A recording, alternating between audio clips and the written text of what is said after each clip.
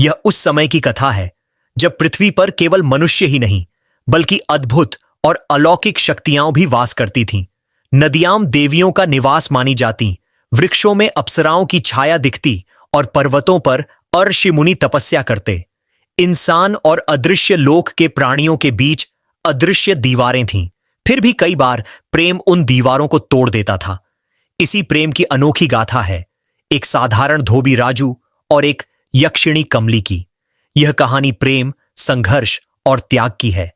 गांव चंद्रपुर अपने हरे भरे खेतों, घने आम्रवन और बहती कमली नदी के लिए प्रसिद्ध था। नदी के किनारे ही गांव का सबसे मेहनती धोबी राजू रोज कपड़े धोने आता। राजू गरीब था, लेकिन उसका मन बहुत धनी था। दिन भर कपड़े धोना, नंगे पांव पत्थरों पर खड़ा होकर मेहनत करना उसकी आदत थी।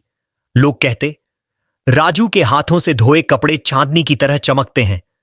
उसके पास न कोई बड़ा घर था, न धन दौलत, मगर उसके मन में एक सपना था। काश कोई ऐसा हो जो मेरी थकान समझे, मेरे मन की खाली जगह भर दे। वह सपना उसे हमेशा अधूरा लगता, मानो किसी अनजाने चेहरे की तलाश कर रहा हो। उस शाम जब सूरज ढल रहा था और आकाश सुनहरे रंग में डूब रहा था, राजू अकेला नदी किनारे बैठा कपड़े निचोड़ रहा था।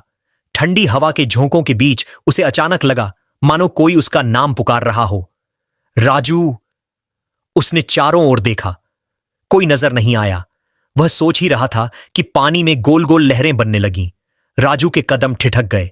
उसके सामने धीरे धीरे नदी का जल ऊपर उठने लगा और उसमें से एक अद्भुत रूप उभर आया। वह कोई साधारण स्त्री नहीं थी।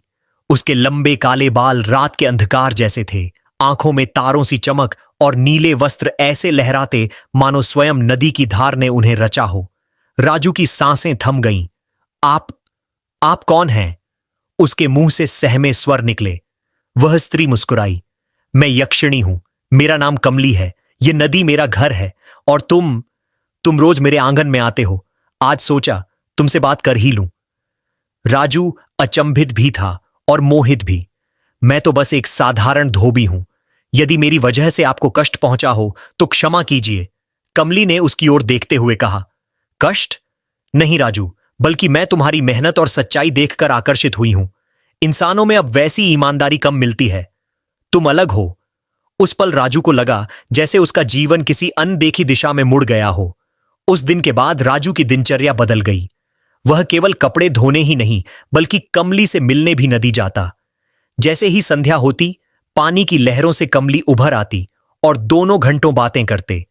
कमली उसे अपने लोक की कथाएं सुनाती, जहां गंधर्व वीणा बजाते, अप्सराएं नृत्य करती और स्वर्गिक फूलों की खुशबू हवा में तैरती। राजू उसे अपने गांव की सादगी दिखाता। किसान कैसे मेहनत करते हैं, बच्चे कैसे तालाब में कूदकर खेलते हैं और मेले त्योहार में ढोल नगाड़े कैसे गूंजते हैं। धीरे धीरे दोनों के बीच की दूरी मिटने लगी। कमली की आंखों में अब केवल रहस्य नहीं बल्कि कोमलता भी थी और राजू के दिल में पहली बार किसी के लिए इतनी गहरी चाहत जागी थी। लेकिन कहीं भीतर दोनों जानते थे, यह रास्ता आसान नहीं। एक इंसान और एक यक्षिणी का प्रेम क्या कभी समाज और नियति की कसौटी पर खरा उतर पाएगा? दिन बीतते गए। राजू और कमली की मुलाकातें अब एक आदत बन चुकी थीं। राजू दिन भर काम करता, मगर उसका मन नदी पर अटका रहता। वहीं कमली भी नदी की गहराइयों में बेचैन रहती। कब वह क्षण आएगा जब सूरज ढलेगा और राजू उसे देखने आएगा। एक रात चांदनी खूब चमक रही थी। चांदी जैसी रोशनी नदी की लहरों पर बिखरी थी। राजू ने धीरे से कहा, कमली, तुम्हारे बिना मेरी दुनिया अधूरी लगती है। क्या यह संभव है कि तुम मेरे जीवन का हिस्सा बनो? कमली की आंखें गहरी हो उठीं। उसने धीमे स्वर में कहा, राजू, मैं चाहती हूं, पर याद रखो मैं यक्षिणी हूं। मेरा लोक अलग है, तुम्हारा लोक अलग। मनुष्य और यक्षिणी का मिलन आसान नहीं होता। नियति और समाज दोनों इसके विरुद्ध खड़े होंगे। राजू ने उसका हाथ थाम लिया। यदि प्रेम सच्चा हो तो कोई भी दीवार बड़ी नहीं होती। मैं तुमसे प्रेम करता हूं कमली, चाहे दुनिया माने या न माने। कमली की आंखें भीग उठीं। उस रात नदी के किनारे दोनों ने एक दूसरे से अपने दिल की बात कही। प्रेम के बीज उनके मनों में गहरे रोपित हो गए। लेकिन प्रेम जहां होता है वहां परीक्षा भी होती है। गांव के लोग धीरे धीरे यह नोटिस करने लगे कि राजू शाम ढलते ही हमेशा नदी की ओर भागता है। कई बार उसने कपड़े अधूरे छोड़े, कई बार रात को देर से लौटा। गांव की औरतें कानाफूसी करने लगीं। कुछ तो राज है इस राजू के पीछे। एक दिन राजू का पुराना दोस्त हरिया उसके पीछे पीछे चला गया। उसने देखा राजू नदी किनारे किसी अद्भुत रूपवती से बातें कर रहा है, जो अचानक पानी में विलीन हो गई। हरिया की आंखें फटी रह गईं। वह गांव लौटकर बोला, अरे सुनो, राजू का मेल किसी परलोक की स्त्री से है। मैंने अपनी आंखों से देखा। वह साधारण नहीं थी, यक्षिणी थी। गांव में हलचल मच गई। लोग कहने लगे, यक्षिणियां मनुष्यों का जीवन नष्ट कर देती हैं। राजू को बचाना होगा, नहीं तो वह बर्बाद हो जाएगा। राजू को कुछ आभास हुआ कि लोग उस पर नजर रख रहे हैं। उसने कमली से कहा, कमली, अब मुश्किलें शुरू हो गई हैं। गांव वालों को हमारे बारे में भनक लग गई है। कमली की आंखों में चिंता तैर गई। मैंने कहा था ना, राजू, यह राह आसान नहीं है। यदि उन्होंने सच में हमें अलग करने की ठान ली तो? राजू ने दृढ़ स्वर में कहा, तो भी मैं तुम्हारा साथ नहीं छोड़ूंगा। उसकी यह बात सुनकर कमली के चेहरे पर हल्की मुस्कान आ गई, मगर उसकी आंखों में गहरी उदासी भी थी। उसे पता था, अभी तो संघर्ष की शुरुआत है। गांव चंद्रपुर में हलचल और बढ़ चुकी थी। गांव के लोग अब डर और अंधविश्वास से भर गए थे। बुजुर्गों ने कहा, अगर यह यक्षिणी राजू को बहकाकर ले गई तो गांव पर संकट आ जाएगा। हमें राजू को उससे अलग करना ही होगा। एक सभा बुलाई गई। सबने मिलकर तय किया कि अगली अमावस्या की रात, जब चांद न होगा और नदी का जल गहरा अंधकार ओढ़ लेगा, वे मिलकर उस यक्षिणी को पकड़ने या भगा देने का प्रयत्न करेंगे। राजू को इस योजना का आभास हुआ। उसका मन व्याकुल हो उठा। वह सोचने लगा, अगर गांव वाले कमली को हानि पहुंचाने की कोशिश करेंगे तो मैं क्या करूंगा? क्या मैं अकेला सबका सामना कर पाऊंगा? लेकिन उसके दिल में केवल एक ही बात थी, प्रेम का साथ नहीं छोड़ूंगा। उधर नदी की लहरों में भी अजीब हलचल थी। कमली जब राजू से मिलने आई तो उसका चेहरा गंभीर था। राजू ने पूछा, क्या हुआ कमली? आज तुम्हारी आंखों में उदासी क्यों है? कमली ने धीरे धीरे कहा, मेरे लोक के दूत मुझ तक पहुंच चुके हैं। कल रात मैंने नदी की गहराइयों में उनकी छाया देखी। वे मुझे ले जाने आए हैं। मेरे लोक का आदेश है। मैं किसी मनुष्य से मिलन नहीं कर सकती। अगर मैं न मानी तो वे तुम्हें नष्ट करने का प्रयास करेंगे। राजू के होंठ भींच गए। तो आने दो उन्हें, मैं डरता नहीं हूं। अगर वे तुम्हें मुझसे दूर करना चाहते हैं तो उन्हें मुझसे होकर गुजरना होगा। कमली की आंखों में आंसू आ गए। तुम समझते क्यों नहीं राजू? वे देवताओं जैसे शक्तिशाली हैं। तुम साधारण इंसान हो। मैं नहीं चाहती तुम्हें मेरी वजह से पीड़ा मिले। राजू ने उसका हाथ पकड़ लिया। कमली, जब से मैंने तुम्हें देखा है तभी से मेरे जीवन का अर्थ बदल गया। चाहे मौत सामने क्यों न खड़ी हो, मैं तुम्हारा साथ कभी नहीं छोड़ूंगा। उसी पल नदी का जल अशांत होने लगा। लहरें ऊंची उठीं और गहराइयों से एक गूंजती हुई आवाज आई, कमली, तुमने हमारे नियम तोड़े हैं। मनुष्य लोक तुम्हारे लिए वर्जित है। अब लौट चलो, नहीं तो परिणाम भयंकर होंगे। कमली कांप उठी। राजू ने उसकी ओर देखा और दृढ़ स्वर में कहा, मैं उनका सामना करूंगा, चाहे देव हो या दानव। मैं तुम्हारा साथ कभी नहीं छोड़ूंगा। गांव चंद्रपुर में हलचल और बढ़ चुकी थी। गांव के लोग अब डर और अंधविश्वास से भर गए थे। बुजुर्गों ने कहा, अगर यह यक्षिणी राजू को बहकाकर ले गई तो गांव पर संकट आ जाएगा। हमें राजू को उससे अलग करना ही होगा। एक सभा बुलाई गई। सबने मिलकर तय किया कि अगली अमावस्या की रात, जब चांद न होगा और नदी का जल गहरा अंधकार ओढ़ लेगा, वे मिलकर उस यक्षिणी को पकड़ने या भगा देने का प्रयत्न करेंगे। राजू को इस योजना का आभास हुआ। उसका मन व्याकुल हो उठा। वह सोचने लगा, अगर गांव वाले कमली को हानि पहुंचाने की कोशिश करेंगे तो मैं क्या करूंगा? क्या मैं अकेला सबका सामना कर पाऊंगा? लेकिन उसके दिल में केवल एक ही बात थी, प्रेम का साथ नहीं छोड़ूंगा। उधर नदी की लहरों में भी अजीब हलचल थी। कमली जब राजू से मिलने आई तो उसका चेहरा गंभीर था। राजू ने पूछा, क्या हुआ कमली? आज तुम्हारी आंखों में उदासी क्यों है? कमली ने धीरे धीरे कहा, मेरे लोक के दूत मुझ तक पहुंच चुके हैं। कल रात मैंने नदी की गहराइयों में उनकी छाया देखी। वे मुझे ले जाने आए हैं। मेरे लोक का आदेश है। मैं किसी मनुष्य से मिलन नहीं कर सकती। अगर मैं न मानी तो वे तुम्हें नष्ट करने का प्रयास करेंगे। राजू के होंठ भींच गए। तो आने दो उन्हें, मैं डरता नहीं हूं। अगर वे तुम्हें मुझसे दूर करना चाहते हैं तो उन्हें मुझसे होकर गुजरना होगा। कमली की आंखों में आंसू आ गए। तुम समझते क्यों नहीं राजू, वे देवताओं जैसे शक्तिशाली हैं। तुम साधारण इंसान हो। मैं नहीं चाहती तुम्हें मेरी वजह से पीड़ा मिले। राजू ने उसका हाथ पकड़ लिया। कमली, जब से मैंने तुम्हें देखा है तभी से मेरे जीवन का अर्थ बदल गया। चाहे मौत सामने क्यों ना खड़ी हो, मैं तुम्हारा साथ कभी नहीं छोड़ूंगा। उसी पल नदी का जल अशांत होने लगा। लहरें ऊंची उठीं और गहराइयों से एक गूंजती हुई आवाज आई, कमली, तुमने हमारे नियम तोड़े हैं। मनुष्य लोक तुम्हारे लिए वर्जित है। अब लौट चलो, नहीं तो परिणाम भयंकर होंगे। कमली कांप उठी। राजू ने उसकी ओर देखा और दृढ़ स्वर में कहा, मैं उनका सामना करूंगा, चाहे देव हो या दानव। मैं तुम्हारा साथ कभी नहीं छोड़ूंगा। अगली रात आकाश पर घने बादल छा गए। कमली नदी किनारे बैठी थी और राजू उसके पास। अचानक नदी का जल उफान मारने लगा, मानो कोई गहरी शक्ति सतह को चीरकर ऊपर आना चाहती हो। धीरे धीरे 3 आकृतियां उभरीं। उनके शरीर नीले प्रकाश से चमक रहे थे, बाल समुद्र की लहरों जैसे और आंखों में समुद्री आंधी की चमक। वे थे जललोक के दूत। पहले दूत ने कठोर स्वर में कहा, कमली, तुम हमारे नियम तोड़ चुकी हो। मनुष्य से प्रेम करना जललोक का अपमान है। चलो, हमारे साथ वापस चलो। राजू उनके सामने खड़ा हो गया। कमली कहीं नहीं जाएगी, वह यहां मेरी है। दूसरे दूत ने क्रोध से गरज कर कहा, मूर्ख मनुष्य, तेरा साहस कैसे हुआ हमारे सामने खड़े होने का?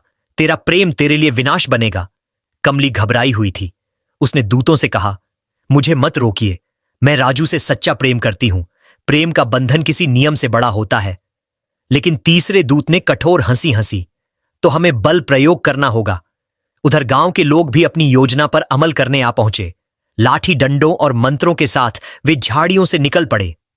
राजू, उस यक्षिणी को छोड़ दे, नहीं तो हम बलपूर्वक अलग करेंगे, गांव के प्रधान ने चिल्लाकर कहा।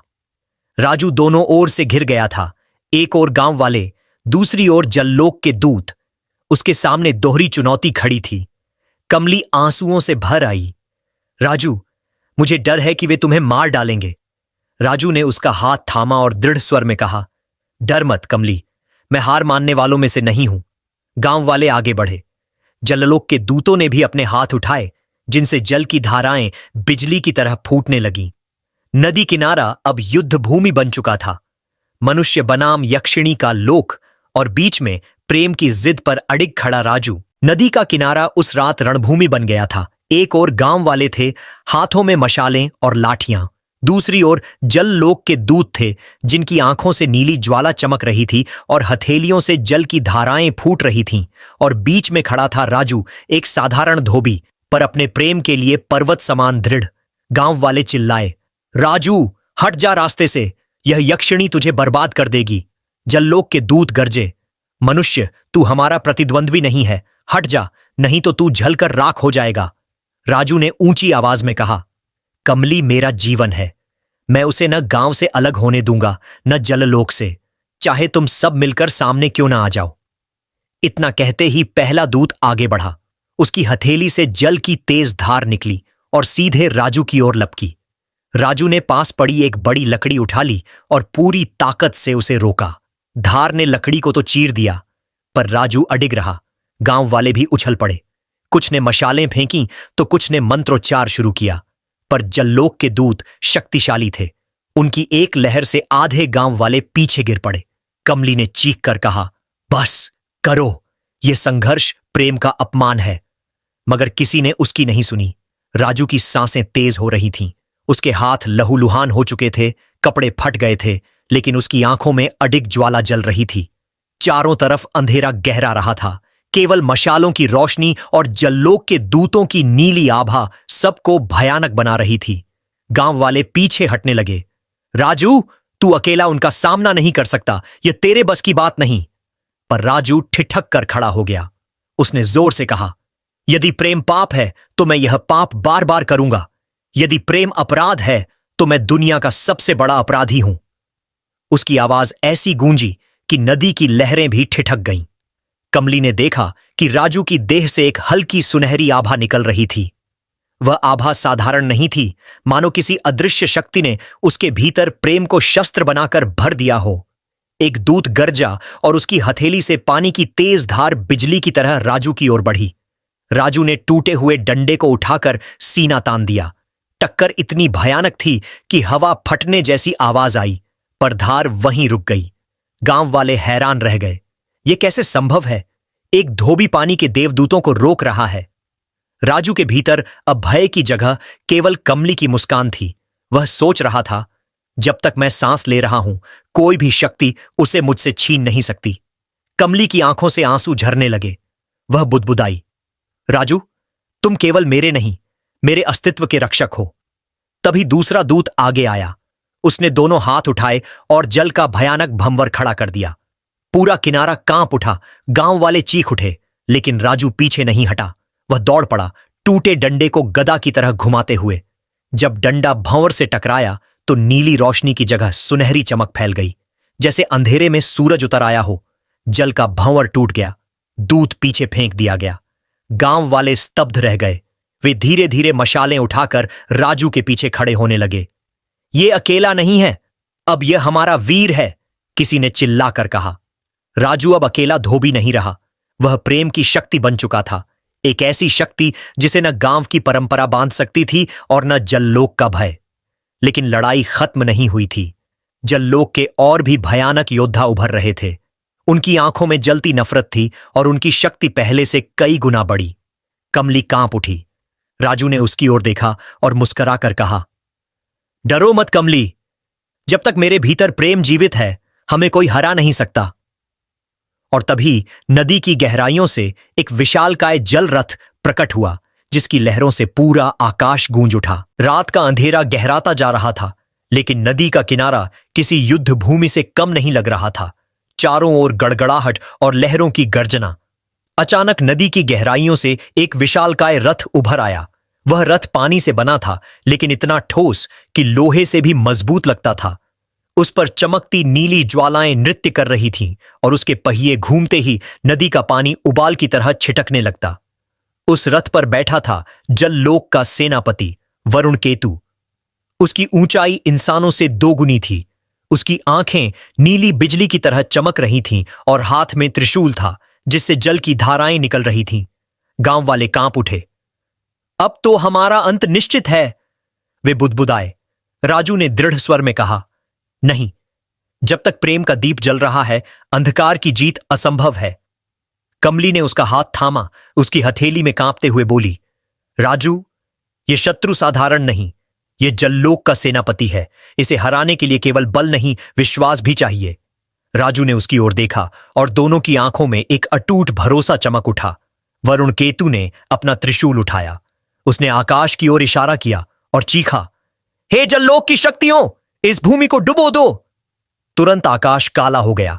बिजली कड़कने लगी और नदी का पानी उफान मारते हुए गांव की ओर बढ़ने लगा। गांव वाले भागने लगे, बच्चे रोने लगे, औरतें चीखने लगीं। लेकिन राजू ने दोनों हाथ उठाकर चिल्लाया, भागो मत, यह हमारी भूमि है, हमारा घर है। अगर हम प्रेम और एकता से लड़ेंगे तो कोई हमें हरा नहीं पाएगा। गांव वालों की आंखों में साहस की चमक लौटी। उन्होंने मशालें ऊंची उठाईं और राजू के पीछे कतार बनाकर खड़े हो गए। वरुण केतु हंस पड़ा। एक धोबी और गांव वालों का झुंड मुझे चुनौती देगा? राजू गरजा, हां, क्योंकि तू शक्ति से लड़ता है और हम प्रेम से। वरुण केतु का त्रिशूल चमका और उससे निकली जल की बाढ़ ने पूरे किनारे को ढक लिया। राजू ने मशाल उठाई और उसे आसमान की ओर घुमा दिया। आश्चर्यजनक रूप से जहां मशाल की लौ उठती, वहां पानी भाप बनकर उड़ जाता, जैसे आग भी राजू के प्रेम की शक्ति को पहचान चुकी हो। गांव वालों ने भी अपनी मशालें लहराईं। धीरे धीरे जल की बाढ़ पीछे हटने लगी। वरुण केतु क्रोधित हो उठा। उसने गर्जना की और रथ के पहिए घुमाए। पूरा नदी किनारा डोल उठा। अब असली युद्ध आरंभ हो चुका था। नदी किनारा जैसे एक भयानक युद्ध भूमि में बदल गया था। वरुण केतु का जल रथ लगातार घूम रहा था और उसकी शक्ति से हर तरफ जल की लहरें फूट रही थीं। गांव वाले डर से कांप रहे थे, लेकिन राजू ने उनकी ओर देखा और जोर से चिल्लाया, भीड़ मत बनो, हमारा साहस, हमारा प्रेम ही हमारी शक्ति है। चलो एक होकर इस संकट का सामना करते हैं। गांव वाले अपने डर को पीछे छोड़कर उसके पीछे खड़े हो गए। उनके हाथ में मशालें और पुरानी लाठी थी, लेकिन राजू की दृढ़ता ने उनमें आत्मविश्वास भर दिया। कमली ने नदी की गहराइयों में झांक कर कहा, राजू, अब समय आ गया है। मेरी शक्ति का प्रयोग करना होगा। यदि मैं अपने जललोक रूप को पूरी तरह नहीं दिखाऊंगी तो हम हार जाएंगे। राजू ने उसका हाथ थामा। कमली, मैं तुम्हारे साथ हूं। अब चाहे जो हो, मैं पीछे नहीं हटूंगा। कमली ने गहरी सांस ली। वह पानी में डुबकी लेकर पूरी तरह जललोक रूप में बदल गई। उसके शरीर से नीली रोशनी निकलने लगी और उसके बाल लहरों की तरह बह रहे थे। आंखों से बिजली जैसी चमक और हाथों से जल की धाराएं फूट रही थीं। वरुण केतु की आंखों में आश्चर्य और क्रोध दोनों चमक गए। यक्षिणी, तुमने अपनी शक्ति छुपाई रखी थी, अब तुम्हारा अंत निश्चित है। कमली ने त्रिशूल की दिशा में हाथ उठाया और जल की विशाल दीवार बनाई। राजू ने अपने साहस और गांव वालों की एकता से उस दीवार में रास्ता बनाया। गांव वाले भी उसके पीछे अपने मशाल और लाठियों के साथ आगे बढ़े। वरुण केतु ने रथ के पहियों को तेजी से घुमाया। जल की विशाल लहरें गांव पर टूट पड़ीं, लेकिन कमली और राजू ने मिलकर उनकी दिशा बदल दी। गांव वालों ने देखा कि राजू केवल एक इंसान नहीं, बल्कि प्रेम और साहस का अवतार बन चुका था। कमली ने आवाज दी, राजू, अब तू ही उनका सामना कर सकता है। मेरी शक्ति और तुम्हारा साहस एक हो गया है। राजू ने फुसफुसाया, हमारा प्रेम ही हमारी ढाल है, कोई भी शक्ति इसे तोड़ नहीं सकती। वरुण केतु ने त्रिशूल घुमाया और जल की भीषण आंधी गांव की ओर बढ़ा दी, लेकिन राजू ने अपने हाथों में एक लकड़ी ली और पूरे प्रेम और साहस के साथ आकाश की ओर झटका दिया। लकड़ी से निकलती हुई ऊर्जा और कमली की जल शक्ति मिलकर एक नीली सुनहरी चमक में बदल गई। जल की आंधी टूट गई और रथ को पीछे धकेल दिया गया। गांव वाले चिल्लाए, यह अद्भुत है, राजू और कमली ने उसे रोक दिया। वरुण केतु अब गंभीर हो गया। उसने गर्जना की, यह तो केवल शुरुआत है, जललोक का अंतिम प्रहार अभी बाकी है। लेकिन राजू और कमली का मन अब डरा नहीं। उनका प्रेम, उनकी एकता अब अजेय शक्ति बन चुकी थी। जललोक का सेनापति वरुण केतु अब पूरी शक्ति से सामने आया। उसके जल रथ की गति इतनी तेज थी कि नदी का पानी उफान मारकर गांव की ओर टूट रहा था। आकाश काले बादलों से ढक गया और बिजली कड़कने लगी। वरुण केतु गरजा, अब तुम्हारा अंत निश्चित है। मानव, प्रेम से कोई जललोक जीत नहीं सकता। राजू ने अपने हाथों में टूटी हुई लकड़ी को कसकर थाम लिया। उसने पीछे गांव वालों की ओर देखा। उनके चेहरे में अब डर नहीं, बल्कि साहस झलक रहा था। हमारा प्रेम ही हमारी शक्ति है, उसने गर्जन करते हुए कहा। कमली ने उसकी ओर देखा और मुस्कुराई। राजू, अब हमारी योजना काम करेगी। मेरे जललोक रूप की पूरी शक्ति को साझा करें, हम उसे हराएंगे। कमली ने जल की विशाल दीवारें उठाईं और वरुण केतु की हर दिशा को घेर दिया।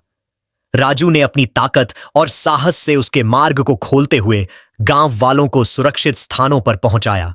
गांव वाले अब पूरी तरह साहसी हो चुके थे। उन्होंने अपने हाथ में मशालें और लाठियां लेकर जललोक के अंतिम प्रहार को सहारा दिया।